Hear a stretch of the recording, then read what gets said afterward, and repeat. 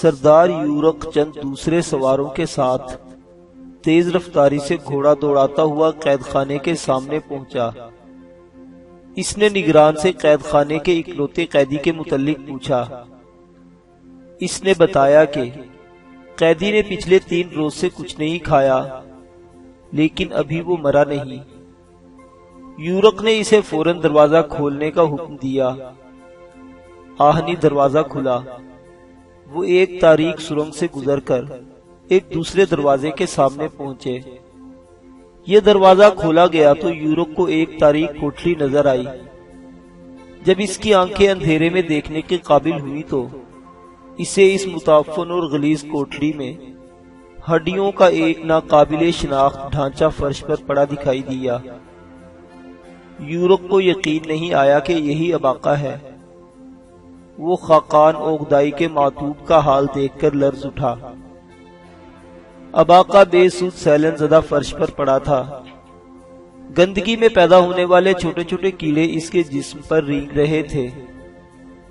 وہ اپنی چندیائی ہوئی آنکھوں سے انہیں پہچاننے کی کوشش کر رہا تھا۔ یورق گھٹنوں کے بل بیٹھا، پھر اس نے اپنا ہاتھ اباقہ کی پیشانی پر رکھا۔ ایک کمزور لیکن غسیلے جھٹکے کے ساتھ اباقہ نے اس کا ہاتھ جھٹک دیا۔ سخت دل منگول کی آنکھوں میں آنسو چمک رہے تھے۔ اس نے سپاہیوں کو اشارہ کیا۔ انہوں نے اباقہ کو ہاتھوں میں اٹھایا اور باہر کھڑے چھکڑے تک لے آئے۔ اباقہ مچل مچل جا رہا تھا۔ یوں لگتا تھا اسے اپنے قید خانے سے نکلنا پسند نہیں۔ باہر کی تیز روشنی اس کی آنکھوں کو سخت تکلیف دے رہی تھی۔ وہ چہرہ بازو میں چھپانے کی کوشش کر رہا تھا۔ اس شام اباقہ ایک کشادہ خیمے میں آرام دہ بستر پر لیٹا تھا۔ سردار یورق اس کے اوپر جھکا ہوا اسے ایک لعاب دار دوا پلانے کی کوشش کر رہا تھا۔ ترکمان سردار، پاشا اور لمبی داڑھی والا معالج بھی اباقہ کے سرہانے کھڑے تھے۔ خیمے کے ایک کونے میں خوابیدہ آنکھوں والا ایک ساحر متواتر اناپ شناپ پڑ رہا تھا۔ کوشش کے باوجود سردار یورق دوائی کا ایک قطرہ بھی اباقہ کے حلق سے نیچے نہیں اتار سکا۔ اس کے دانت مضبوطی سے ایک دوسرے پر جمے تھے۔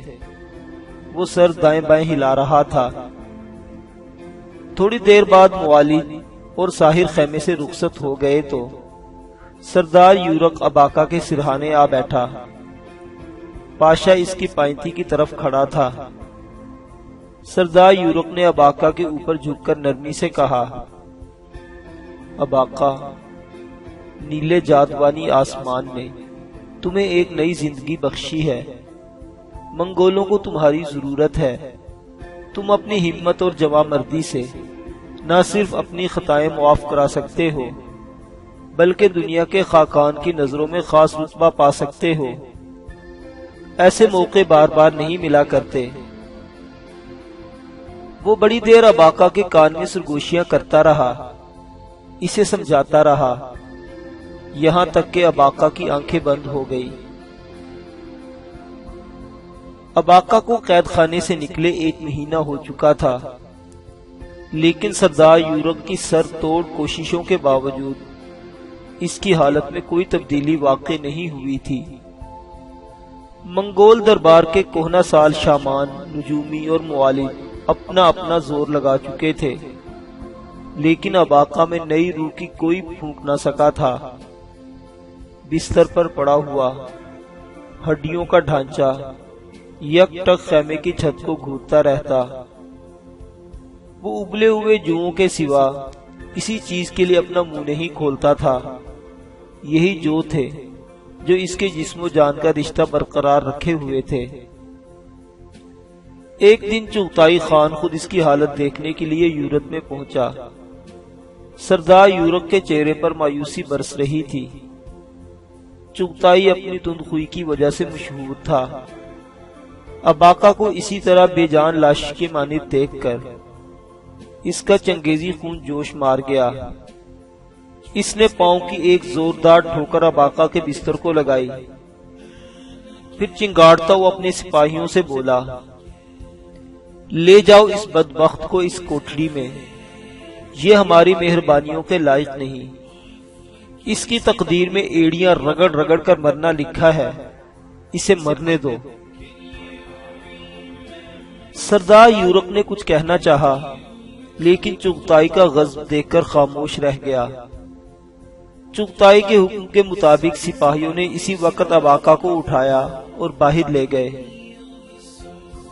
چغتائی تیز قدموں سے چلتا اپنے خیمے میں واپس آ گیا۔ اس کا چہرہ ہمیشہ سے زیادہ پریشان نظر آ رہا تھا۔ دبیز قالین کو پاؤں تلے رونتا ہوا وہ بے چینی سے ٹہلنے لگا۔ پھر اس نے غم غلط کرنے کے لیے شراب کے جام چڑھانے شروع کر دیے۔ حسین دوشیزائیں سرخ شراب کے جام بھرتی رہی اور وہ پیتا رہا۔ وہ مدہوش ہو رہا تھا لیکن پریشانیاں پیچھا نہیں چھوڑ رہی تھی۔ اس نے لڑکیوں میں سے حسین صفیہ کو اپنے پاس بلایا اور اس سے دل بہلانے لگا۔ دوسری عورتیں بے تعلقی سے کھڑی تھی۔ ایسے مناظر ان کے لیے روز کا معمول تھا۔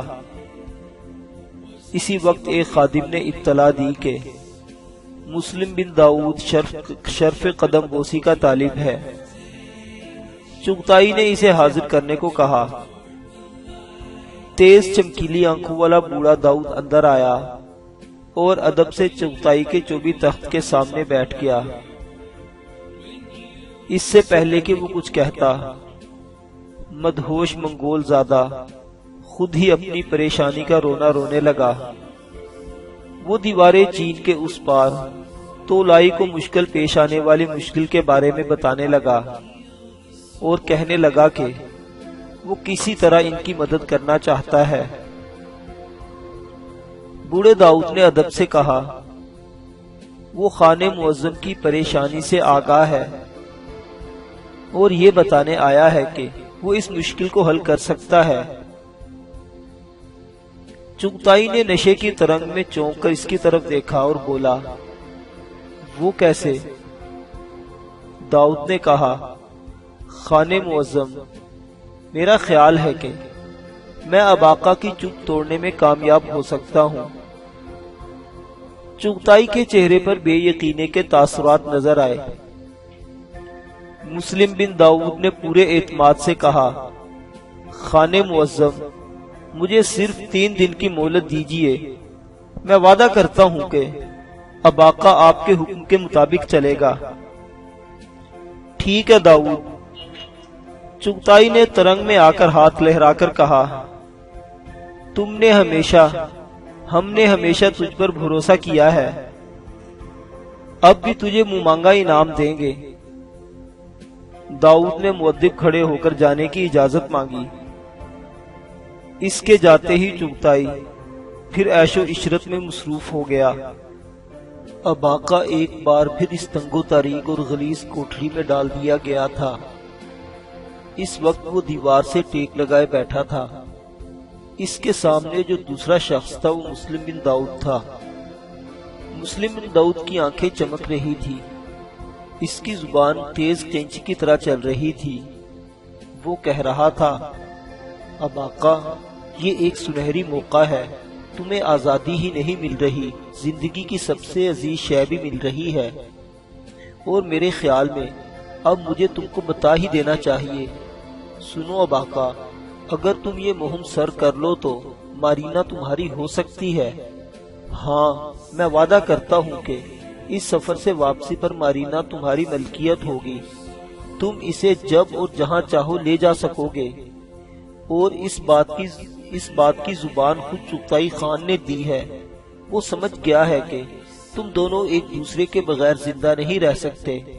اس کا کہنا ہے کہ زندگی میں اس نے بہت گناہ کیے ہیں، لیکن اب وہ 2 ٹوٹے ہوئے دلوں کو جوڑ کر ایک اچھا کام کرنا چاہتا ہے، لیکن اس کی شرط وہی ہے جو میں نے تمہیں بتائی ہے۔ بولو اباقہ، کیا تم مارینا کو حاصل کرنا چاہتے ہو؟ ایک طویل عرصے کے بعد پہلی بار اباقہ کے ہونٹوں میں جنبش پیدا ہوئی۔ ایک مدھم آواز صدیوں کی ناتمام آرزوؤں کا روپ دھار کر اس کے زخمی سینے سے برآمد ہوئی، مارینا۔ لیکن پھر اچانک اس کی آنکھیں بجھ کر ویران ہو گئی۔ شاید اپنی خوش بختی پر یقین نہیں آیا تھا۔ داؤد جلدی سے بولا، اب آقا، اگر تم کہو تو مارینا خود چل کر تمہارے پاس آ سکتی ہے، وہ میرے بیان کی تصدیق کر سکتی ہے، بولو وہ یہاں آئے۔ ایک بار پھر اب آقا کی آنکھوں کے دیے جل اٹھے، اس کے خشک ہونٹ لرزاں ہو گئے۔ ٹھیک ہے اب آقا، ٹھیک ہے۔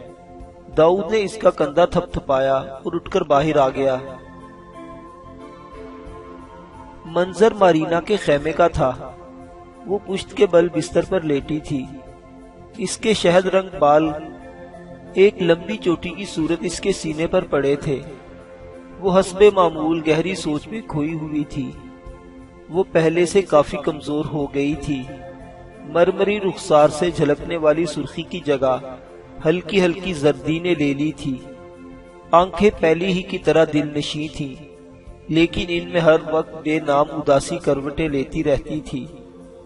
خادماؤں نے متعدد بار اسے راتوں کو سسکتے سنا تھا۔ کوئی غم اندر ہی اندر اس نازک لڑکی کی جان ہلکان کر رہا تھا۔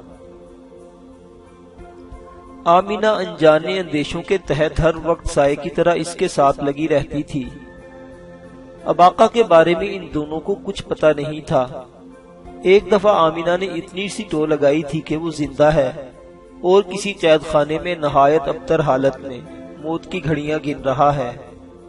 ایک دو بار مارینا نے اپنے شوہر سے اس کے متعلق پوچھنے کا ارادہ کیا، لیکن اب آقا کا نام زبان تک لانے کی ہمت اس کو نہیں ہوئی تھی۔ وہ اس سے کچھ نہیں پوچھ سکی تھی۔ دل و دماغ میں ہر وقت ایک جنگ سی جاری رہتی تھی۔ وہ خود کو اب آقا کی ذمہ داری، اب آقا کی بربادیوں کا ذمہ دار سمجھتی تھی۔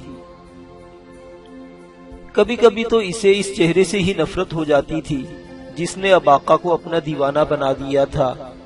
مدت ہوئی اس نے آئینہ دیکھنا چھوڑ دیا تھا۔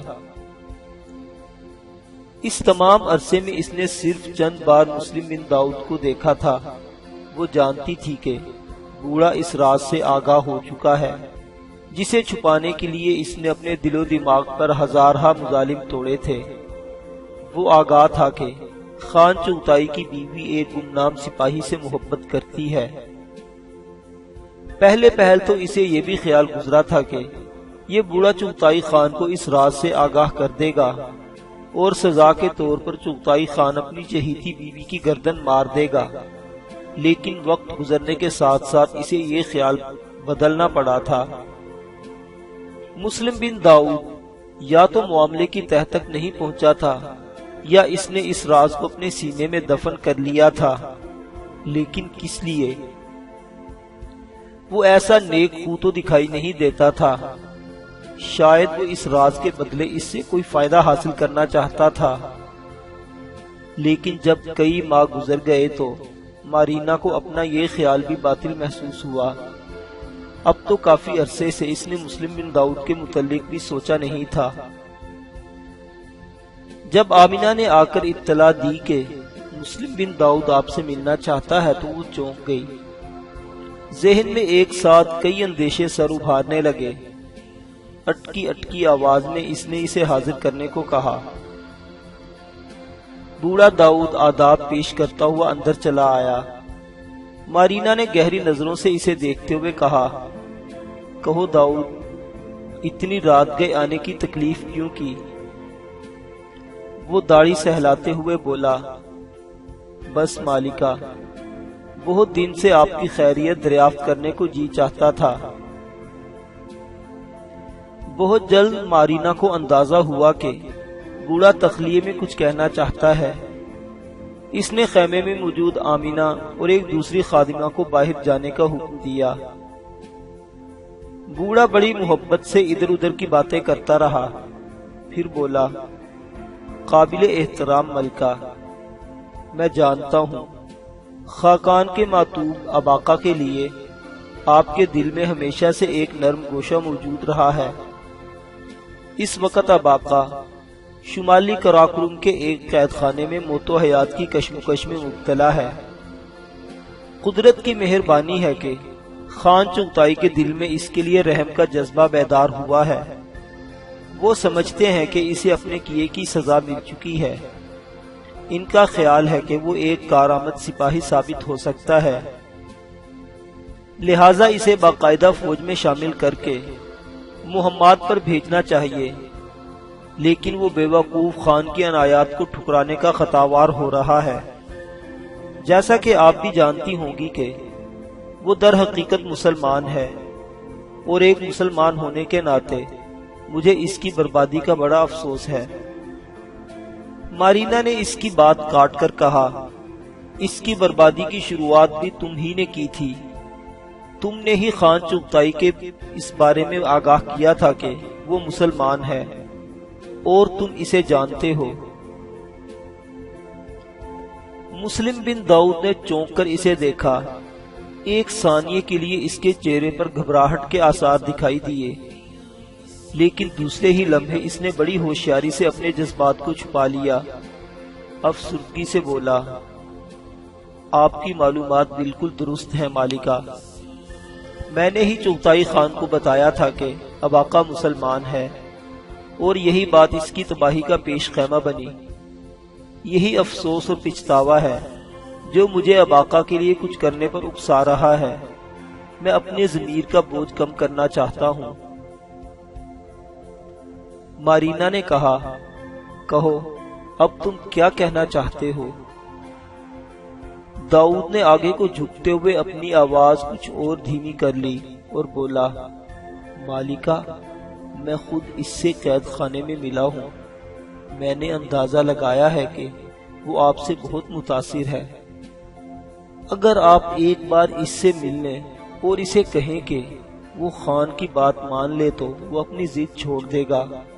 دوسری صورت میں ظاہر ہے اسے اس تاریک کوٹھڑی میں ایڑیاں رگڑ رگڑ کر مرنا ہوگا۔ مارینا کو سمجھ نہیں آ رہی تھی کہ رحم سے ناآشنا چنگیز زادے چغتائی خان سے یہ نیکی کیوں کر سرزد ہو گئی، لیکن ہوشیار داؤد نے اسے زیادہ سوچنے کا موقع نہیں دیا، اور اباقہ کی حالت کی ایسی پردرد تصویر کھینچی کہ مارینا سب کچھ بھول بھال کر اس کے ساتھ چلنے کو تیار ہو گئی۔ اباقہ ایک کونے میں سمٹا ہوا سردی سے کپ کپا رہا تھا۔ پھر کوٹھڑی کا دروازہ کھلا اور اس تنگ و تاریک چار دیواری میں دنیا جہاں کی وسعتیں، روشنیاں اور حرارتیں سمٹ آئیں۔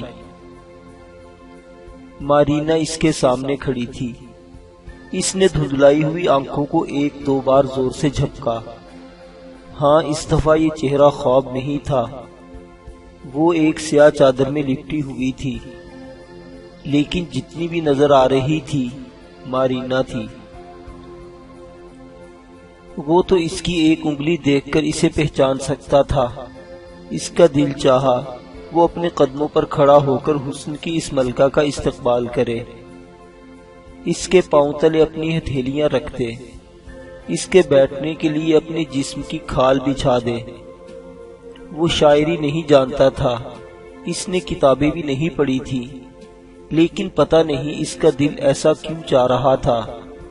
وہ اسے بتانا چاہتا تھا، دیکھو مارینا، یہ ہے میرا گھر، یہ ہے وہ سیلن زدہ فرش جہاں میں مہینوں بے سود پڑا رہا ہوں، یہ وہ دیواریں ہیں جن پر ہاتھ پھیر کر میں تمہارا لمس یاد کیا کرتا تھا، یہ وہ سوراخ ہے جس میں سے مجھے تمہارے بدن کی مہک آتی تھی۔ وہ بہت کچھ کہنا چاہتا تھا پر کچھ نہ کہہ سکا، بس اس کی آنکھوں میں دیکھتا رہا۔ وہ دھیمے قدموں سے چلتی ہوئی آئی اور اس کے قریب بیٹھ گئی۔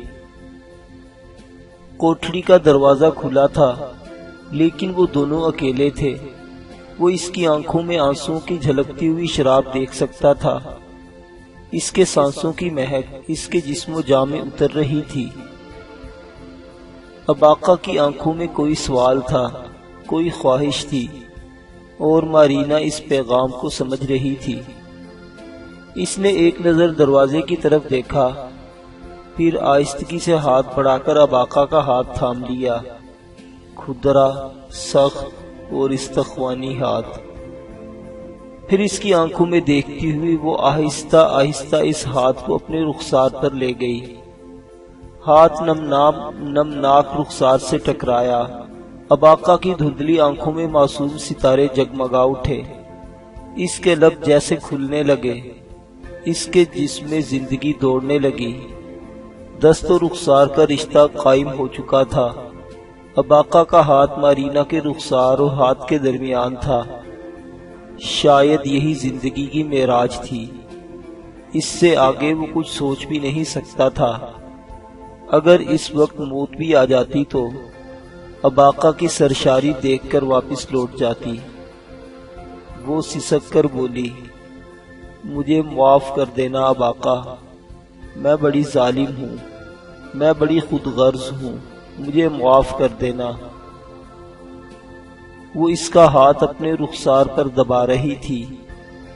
اباقہ کے لب ہلے، ایک خوابناک آواز اس کے سینے سے نکلی، مارینا۔